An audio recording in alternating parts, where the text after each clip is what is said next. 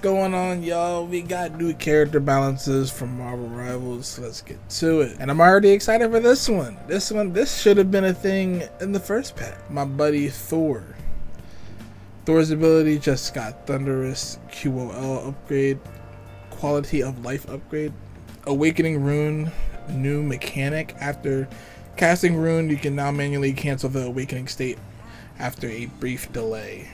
See, there'd be so many times where I'm like doing in the second half of the Awakening Rune state, and I'm just like, bruh, I need to dip up out of here. Not able to cancel it. More survivability for Thor.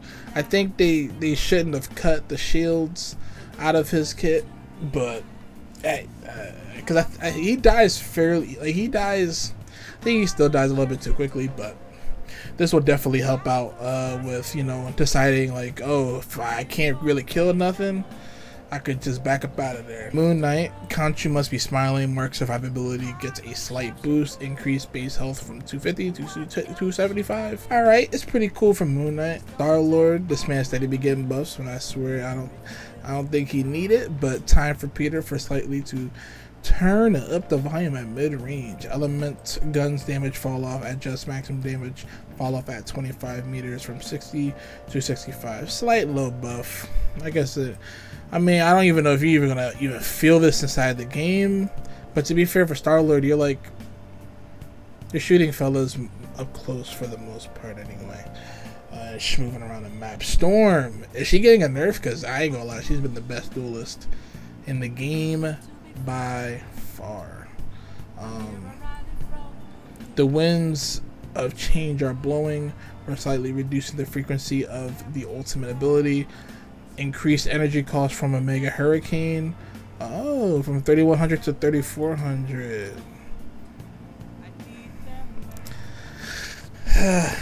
She does get her.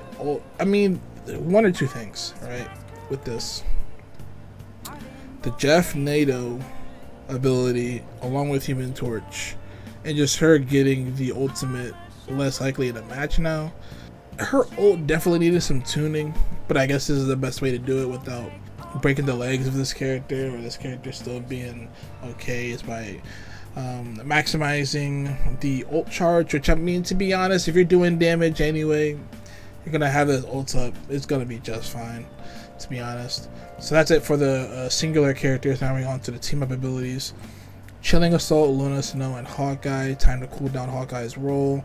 We're reducing the power on this end of the team up ability. Ice Arrow adjustment. Reduce damage from 120 max at 30 meters to 25 at 100 max at 30 meters. Reduce the stun duration for enemies hit beyond 30 meters from 1.5 seconds to 0.8 seconds.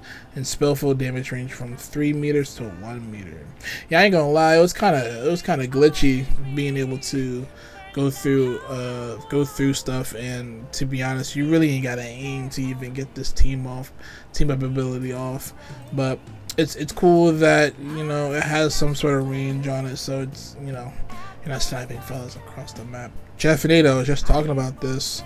Storm and Jeff the Land Shark's ability. We're increasing the time it takes to swallow the competition because even Jeff needs to chew his food.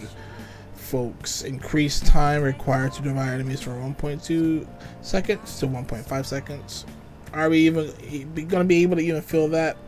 I'm not too sure, to be honest. If the ult is well placed, it's well placed. I don't know how I feel about this change. Rocket Network, Rocket Raccoon, and Penny Parker's team up. Looks like there's going to be a bit of a delay in the network. We're reducing the usage coverage of this team up. Increase Armored Spider Nest cooldown from 20 seconds to 30 seconds. I don't know. Did it really need a nerf though? All you gotta do is destroy the sentries. I mean, you come across like a crazy Penny once in a while, but I don't think this needed a nerf whatsoever. Guess it's easier to deal with now. I don't really play these characters. I don't play Rocket or Penny, so it doesn't bother me much. I am more looking towards this Thor change. survivability will be up slightly now that you're able to get out of that state, because once you're in it, you can't use any of your other abilities, and you're just like walking slow. Your movement is just not it. Now there's more news that's gonna take place with the changes over the weekend. We have the Twitch drops for Majik. You know, usually with the Twitch drops, they do the recolors for the galactic colors. Pretty cool. You get an emote with it too. Not too bad. We get another small battle pass with Venom's pop. Let's watch the video. So it looks like you get another coin at the end, costume coin. You know what's crazy? The meme around the future foundation skins is that like Johnny's not gonna get one, since he technically spoiler alert, I guess. Johnny died. Johnny was not alive during these part of the comics. Johnny sacrificed himself, and the fourth member was Spider-Man. So I thought Spider-Man was gonna get a future foundation skin, but it turns out they gave one to Johnny anyway. Which, I mean, why not? Just give it to him. It's probably Rivals Future Foundation, like their version or whatever. But as you can see on the screen, you know, you get some Johnny stickers. You get an emote for Jeff. They're probably gonna go more into it. Oh, is that an emote or is that a skin? And he's walking around in shoes. The pink Venom is crazy. Now, is it the emote that makes you pink, or can you revert, or do you revert back to Venom, regular Venom? Nah, this is crazy. I do like how when you hit certain emotes, it like changes your skin. They should definitely do a lot more for that. We have two new skins coming out during the weekend. One of them is Iron Fist, as we're gonna watch here. He has the Ultron theme going on with a lot of characters in the game so far, like Hawkeye and Magneto. Looks like Iron Fist is going to be joining in that theme. What y'all think about the costume? What y'all think about the emotes? Are y'all liking the green with the red with this?